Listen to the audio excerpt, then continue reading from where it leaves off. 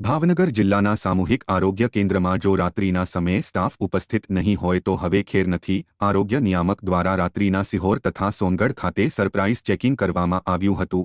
ભાવનગર ઝોનના આરોગ્ય નિયામક આરડીડી ડોક્ટર કે જે પીપળિયા દ્વારા ગત રાત્રિના સિહોર સામૂહિક આરોગ્ય કેન્દ્ર તથા સોનગઢ પ્રાથમિક આરોગ્ય કેન્દ્ર ખાતે અચાનક સરપ્રાઇઝ મુલાકાત લેવામાં આવી હતી, જેમાં તમામ સ્ટાફ ઉપસ્થિત છે કે કેમ, દર્દીઓને સેવાઓ યોગ્ય રીતે મળી રહી છે કે કેમ, દવાઓ ઉપલબ્ધ છે કે કેમ તે બાબતોની ચકાસણી કરવામાં આવી, તેમજ દર્દીઓ સાથે પણ મુલાકાત કરી તેમના પ્રતિભાવો લેવામાં આવ્યા તથા સ્ટાફને જરૂરી સૂચનો આપવામાં આવી હતી। જો કે આરોગ્ય નિયામક દ્વારા રાત્રિના સમયે સતત સરપ્રાઇઝ ચેકિંગ હાથ ધરવામાં આવી રહ્યું છે, માટે રાત્રિના સમયે જો કોઈ સ્ટાફની બેદરકારી સામે આવશે તો પગલાં લેવામાં આવશે।